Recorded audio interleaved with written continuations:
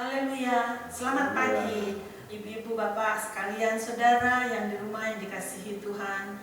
Puji nama Tuhan, pada pagi hari ini kita masih bisa merayakan, memperingati hari kenaikan Tuhan Yesus ke sorga. Menyatakan bahwa Tuhan Yesus adalah Tuhan Allah yang hidup. Dia tidak mati, tetapi dialah Tuhan yang berkuasa. Dia naik ke surga, berdoa buat kita semua. Dia tidak tinggalkan, dia berjanji telah akan menyertai kita dengan kuasa Roh Kudus-Nya. Mari saudara, peringatan ini menjadikan sukacita bagi kita bahwa kita menyembah Allah yang Maha Kuasa Perkasa. Haleluya. Kita akan nyanyikan satu pujian. Kita mau masuk dalam penyembahan kita. Yesus Tuhan ditinggikan atas segala alam.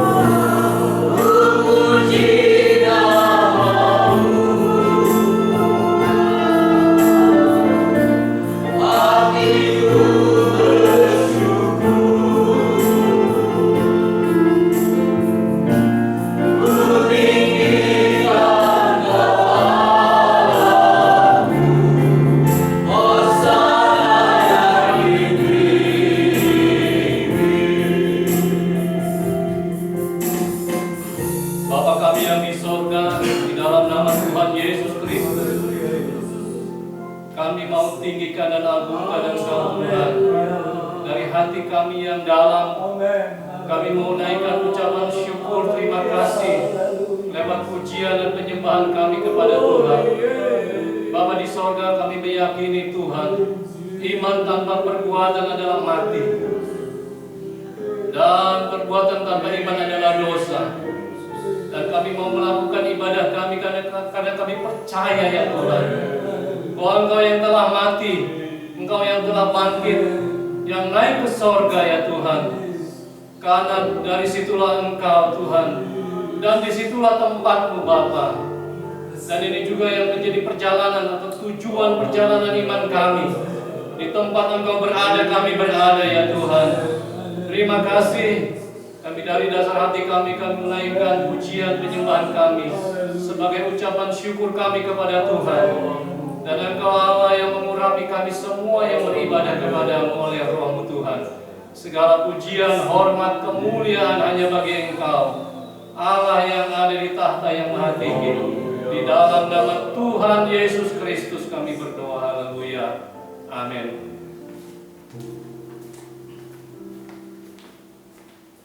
Haleluya. Kita tetap berdiri, kita akan nyanyikan girang-girang. Yesus Tuhan Allah yang perkasa, dan Yesus tidak pernah tinggalkan. Haleluya. Yesus Tuhan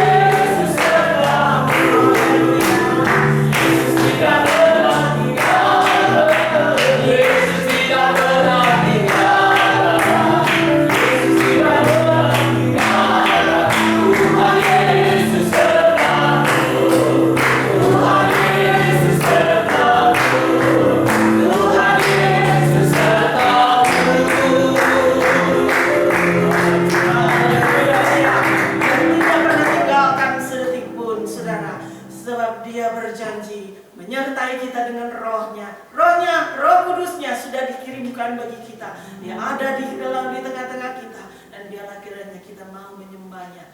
Immanuel, kita tidak takut, kita tahu bahwa Dia beserta dengan kita. Kita nyanyikan lagu ini, kita siapkan hati untuk mendengar firman Tuhan. Kita nyanyikan satu pujian, Immanuel.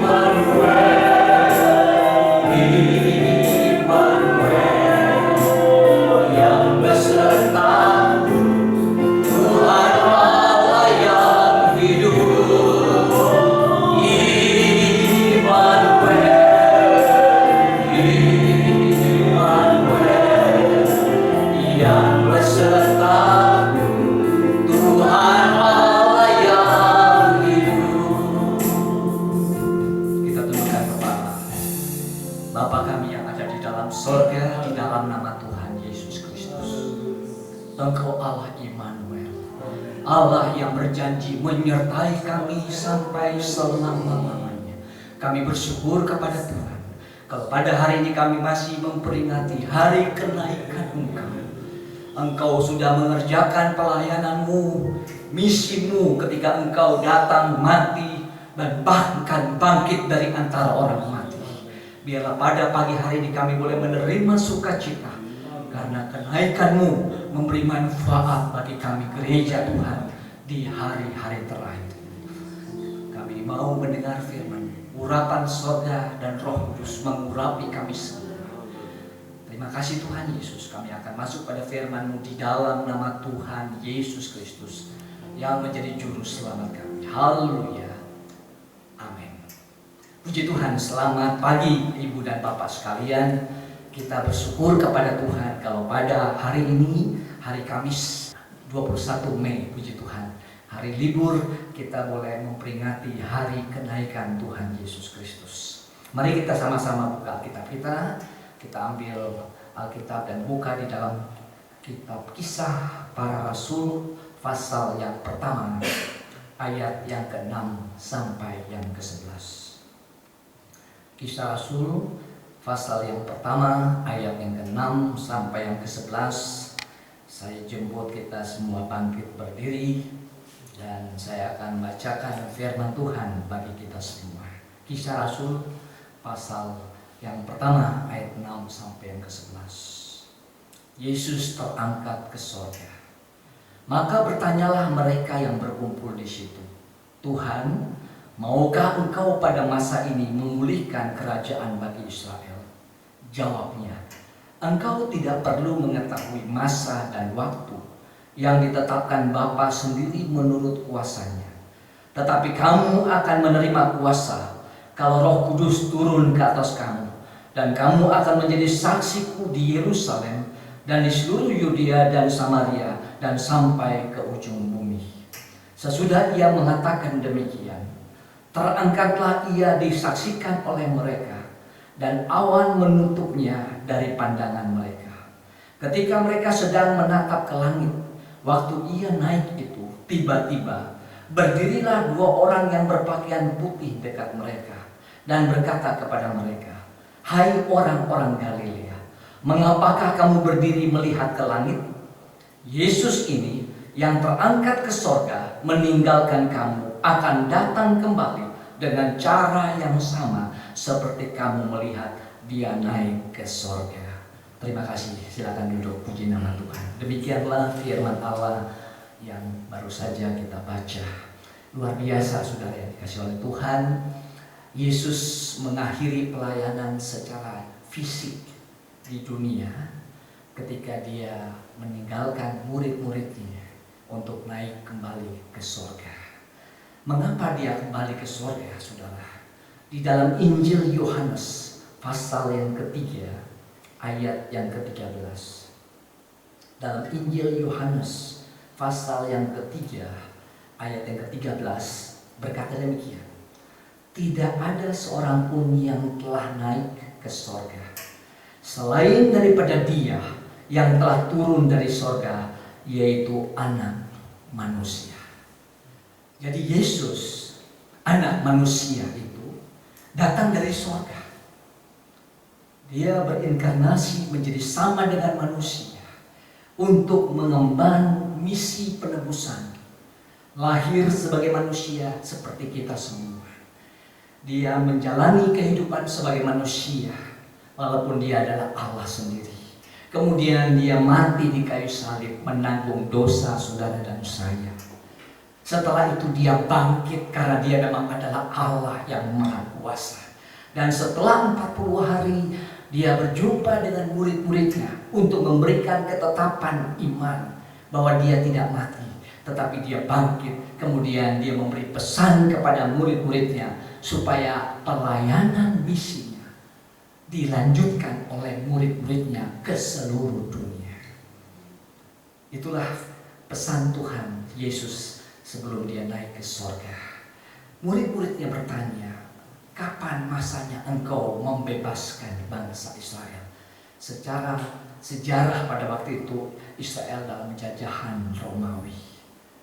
Yesus tidak datang untuk membebaskan mereka secara jasmani menjadi sebuah negara secara jasmani, tetapi dia datang untuk membebaskan secara rohani orang-orang yang terikat oleh kuasa dosa. Puji nama Tuhan, saudara yang dikasih oleh Tuhan. Ada 4 hal yang sudah dilakukan oleh Yesus. Pertama, kelahirannya ketika dia lahir di kandang Bethlehem. Kemudian yang kedua, kematiannya. Dan yang ketiga adalah kebangkitannya. Dan yang keempat yang kita rayakan hari ini adalah kenaikannya ke surga. Ada satu lagi yang belum terrealisir, dan itu yang sedang kita tunggu, yaitu kedatangannya kembali yang kedua kali untuk menjemput saudara dan saya, menjemput gereja Tuhan untuk tinggal bersama-sama dengan Dia buat selama-lamanya.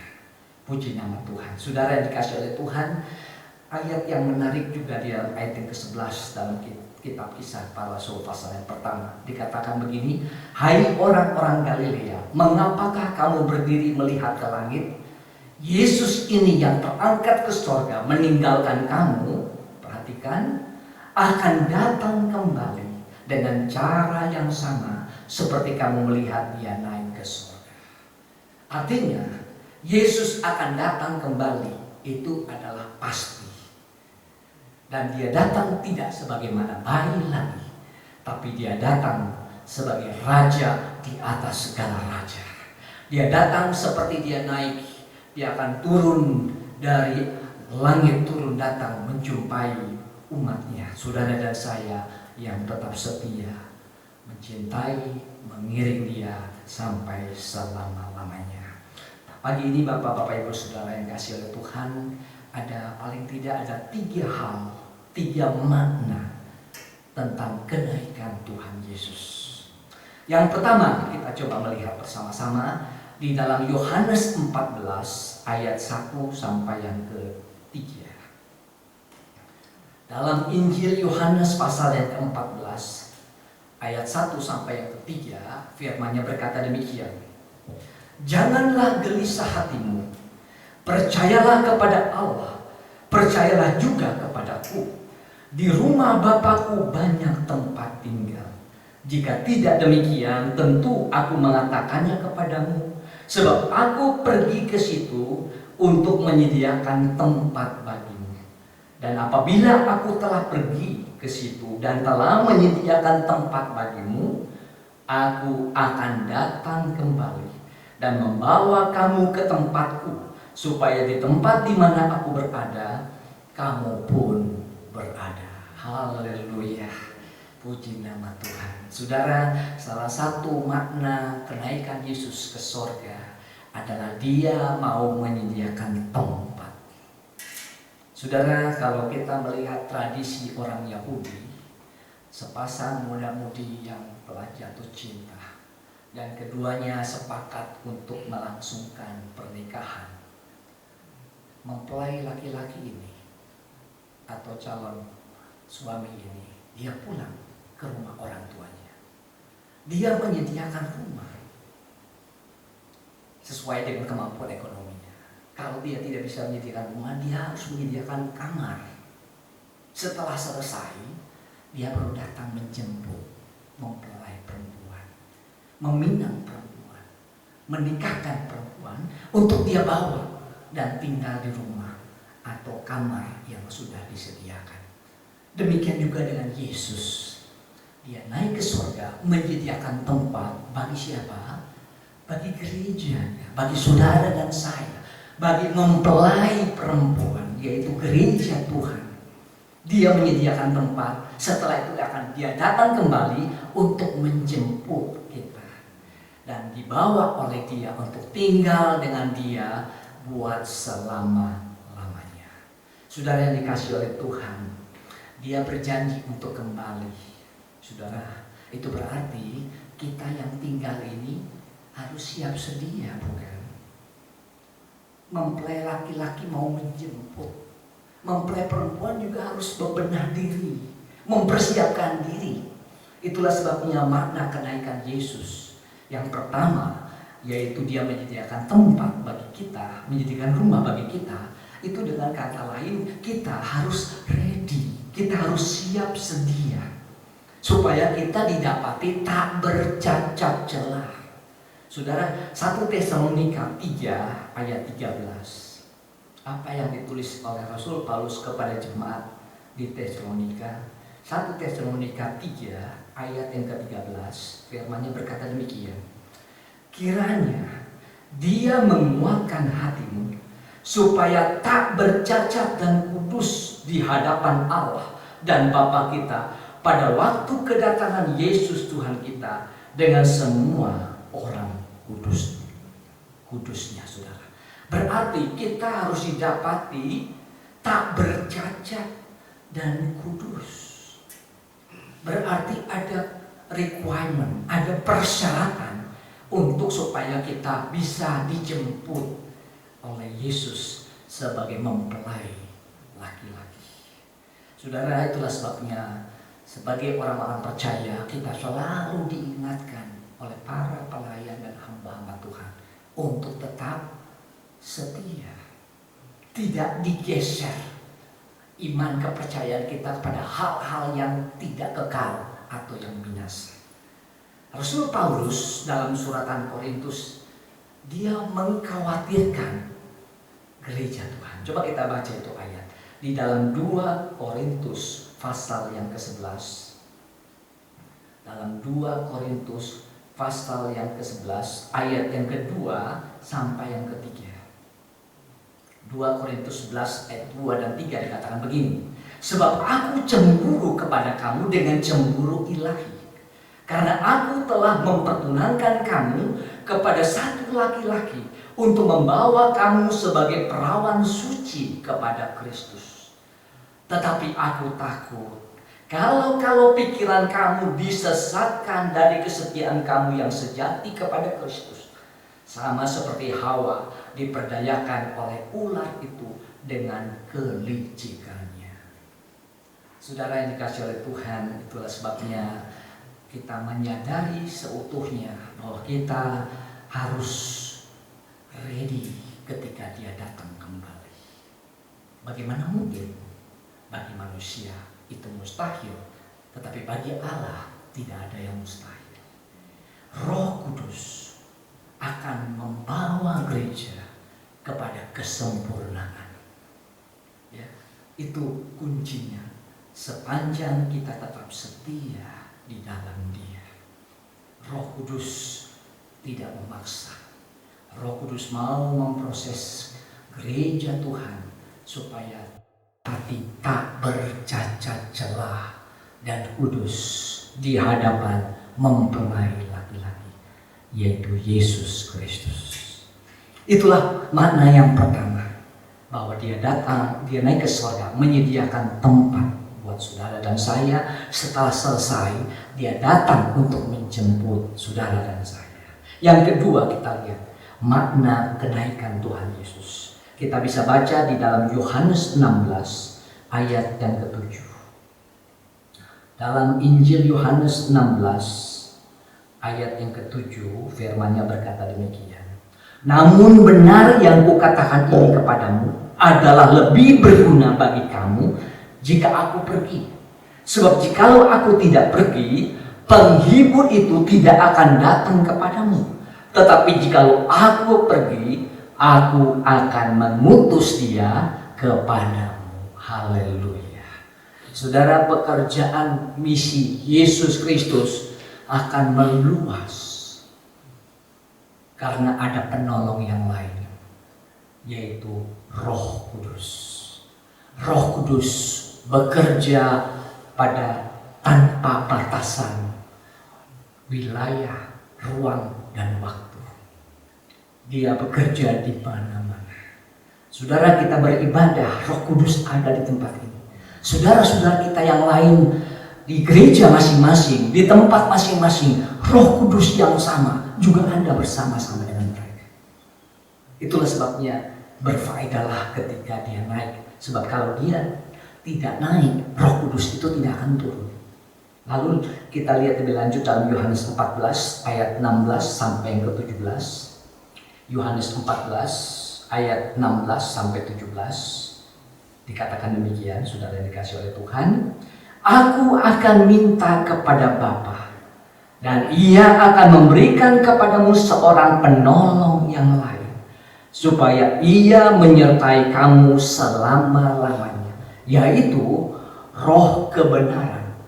Dunia tidak dapat menerima Dia, sebab dunia tidak mengenal Dia, tetapi kamu mengenal Dia, sebab Ia menyertai kamu dan akan diam di dalam kamu.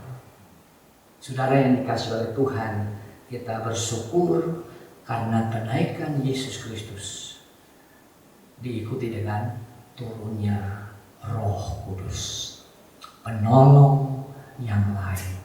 Dialah yang akan membawa kita kepada seluruh kebenaran.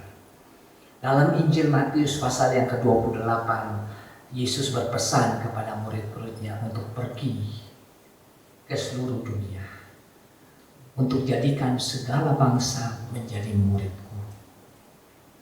Saudara, dan diikuti dengan kalimat terakhir, aku menyertai kamu senantiasa selama-lamanya. Saudara, penyertaan Tuhan berarti Roh Kudus.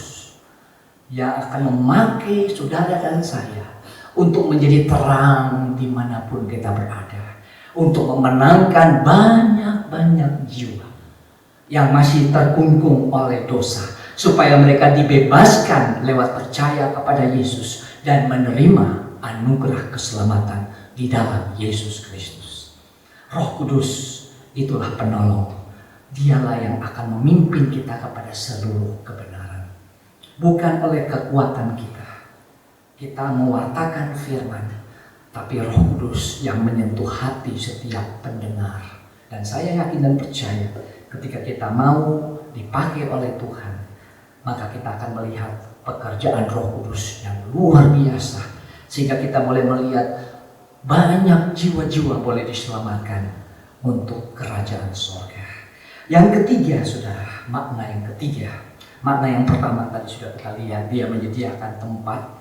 Yang kedua, dia mengirim penolong yang lain. Dan yang ketiga, dia naik ke surga, melakukan apa?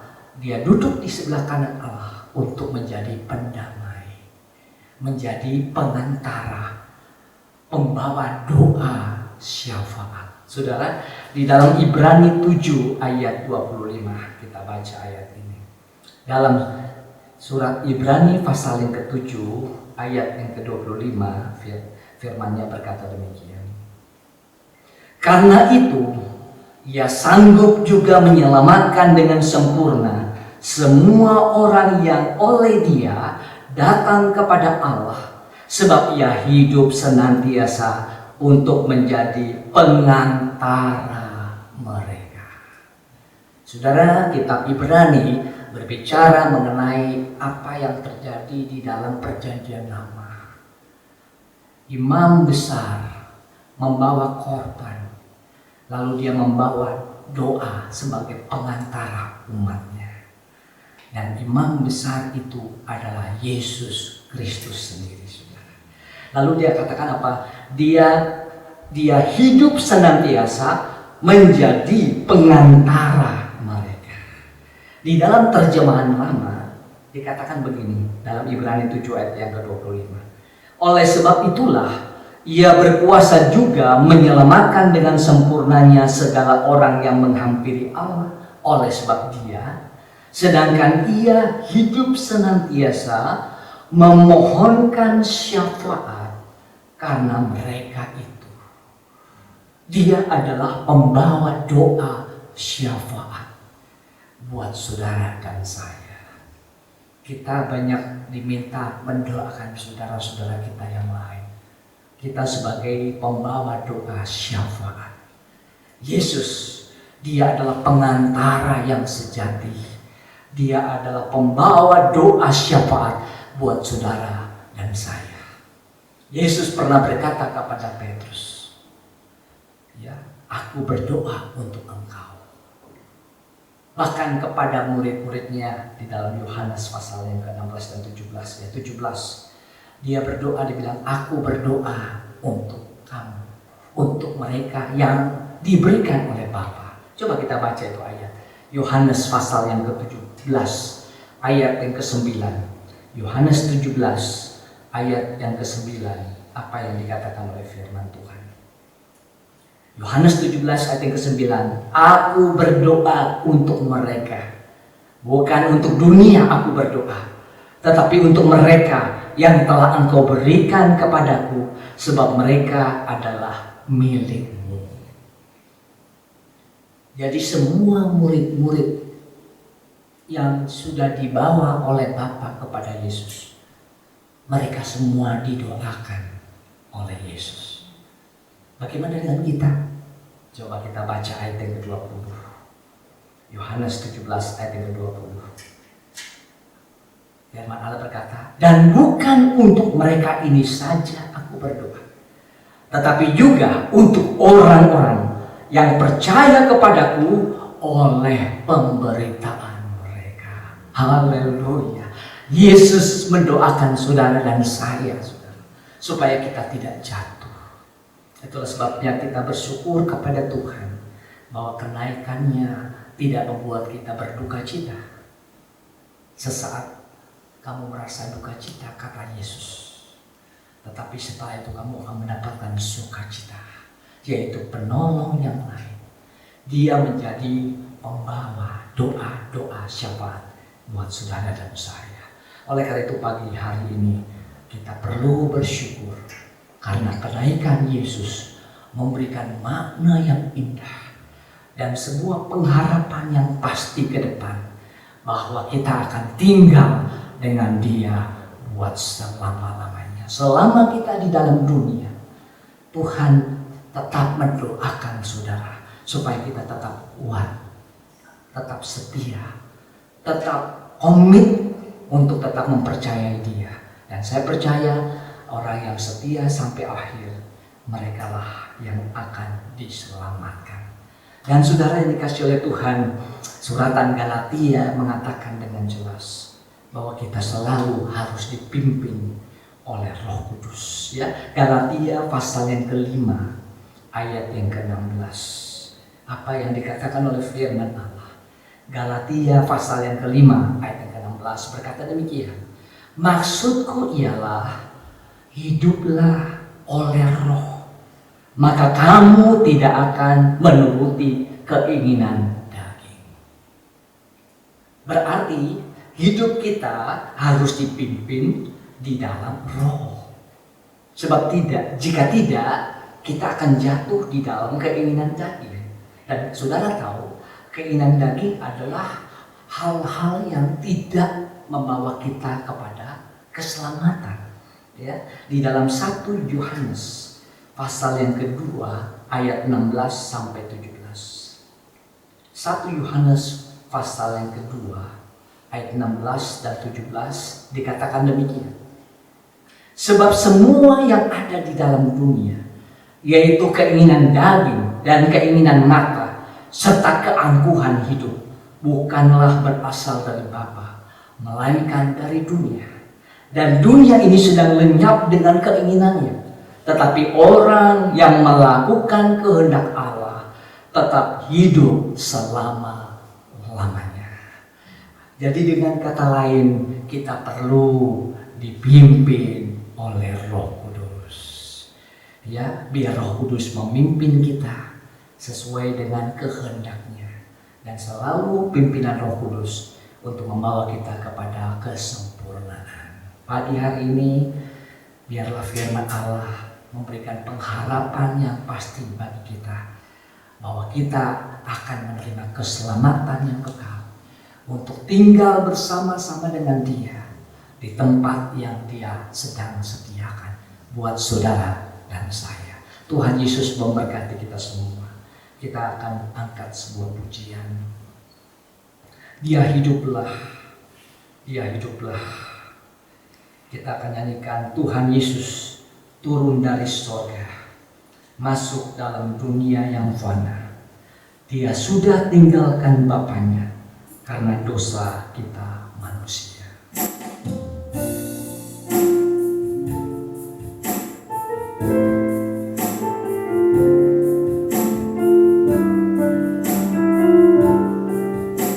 Saya jemput kita semua bangkit berdiri.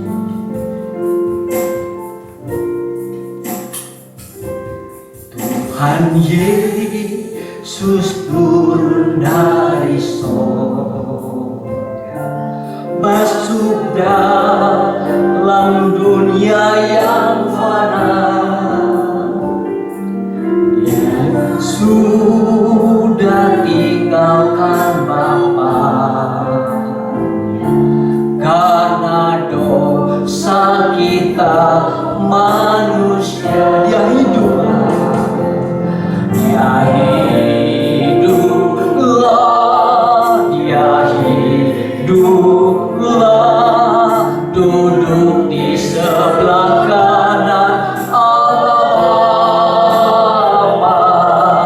Dia hiduplah, Dia hiduplah, sembahyang buat anak-anaknya.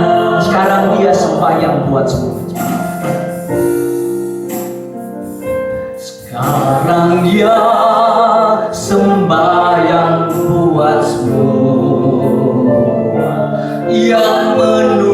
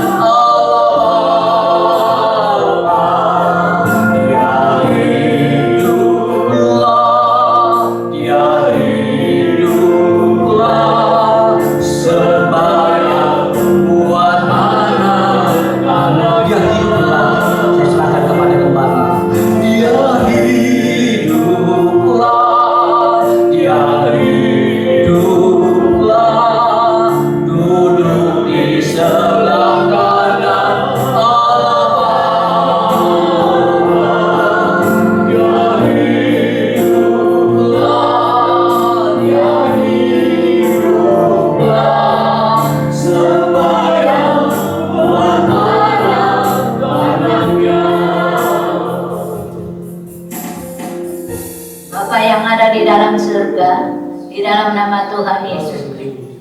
Kami bersyukur dan terima kasih kalau pada pagi hari ini kami dapat berbuat segala sesuatu untuk Engkau, memuji dan membesarkan nama-Mu Bapa. Kami telah memuliakan Engkau, teristimewa kami telah mendengar firman Allah yang ajaib. Mari tanamkan dan ukirkan dalam hati kami masing-masing supaya kami tidak berdosa kepada Tuhan. Terima kasih Engkau yang telah naik ke surga. Engkau yang akan menyiapkan tempat bagi kami. Engkau akan mengirim penolong yang lain. Engkau akan membaharui dan menyertai kami Bapa. Terima kasih buat semuanya yang Engkau kerjakan bagi kami. Kami tidak bisa berbuat apa-apa, sebab itu kami menyerah dalam tangan Engkau. Ajar kepada kami selalu menunggu Tuhan akan perjanjian yang Engkau telah janjikan bagi kami, supaya kami boleh tetap kuat mengiring Tuhan, supaya kami boleh tetap melayani Tuhan, supaya kami tetap Tuhan berbuat semuanya bagi Engkau. Sebab itu mari bekalilah kami dengan kuat kuasa-Mu. Tanpa kuasa-Mu kami tidak bisa berbuat apa-apa Tuhan. Sebab itu mari Tuhan Engkau tolong kami Tuhan, supaya kami boleh Tuhan melayani Engkau, mempercayakan untuk melayani pekerjaan-Mu. Tuhan, kami manusia penuh kekurangan dan kelemahan, tetapi Engkau yang menjadi penghibur kami, Engkau yang menjadi penolong kami. Tuhan, terima kasih, kuatkan kami oleh Roh-Mu, supaya kami senantiasa melayani Tuhan, meskipun banyak tantangan-rintangan, percobaan Tuhan, tetapi kami tahu Engkau hidup, Engkau berdoa bagi kami Bapa. Terima kasih, kuatkan kami supaya kami boleh tetap melayani Engkau. Engkau yang telah memanggil kami dari jutaan manusia di kolong langit ini, Tuhan, menjadi anak-anak-Mu, menjadi hamba-hamba-Mu. Kuatkan kami, bekali kami dengan Roh-Mu Bapa, supaya kami boleh tetap tekun Tuhan melayani pekerjaan-Mu yang Kau telah percayakan kepada kami. Terima kasih, sertailah sebagaimana firman Allah mulai saat ini sampai selama-lamanya. Bagi hamba-Mu yang telah melayani kami dengan firman Allah lebih dari hari-hari yang lalu, nama Tuhan dipuji dan dibesarkan selama-lamanya. Terima kasih Tuhan, ya Robert. Haleluya, terima kasih Tuhan, terima kasih. Berkati sidang jemaat yang telah berlimpah di rumah masing-masing, teman-teman yang telah membawa persembahan untuk pekerjaan-Mu, baik yang telah mengembalikan milik-Mu, berkat yang sama boleh ditumpahkan atas hidup kami masing-masing.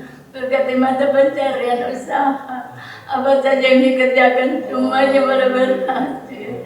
Terima kasih bagi anak-anak yang masih duduk di bangku sekolah dan kuliah, berikan nikmat akal budi, bukakan segala rahasia pengetahuan, jaga lindungi, jauhkan dari segala yang jahat. Terima kasih Bapa, tutup bungkus kami sepanjang hari ini dengan kuat kuasa darah-Mu yang kudus. Terima kasih Bapa. Dan sekarang saudara-saudara, terimalah berkat dari Allah Bapa, kasih sayang daripada Tuhan Yesus Kristus, persekutuan dan pimpinan Allah Roh Kudus menyertai kami mulai saat ini, besok, sampai Tuhan datang kembali. Di dalam nama Tuhan Yesus Kristus. Haleluya.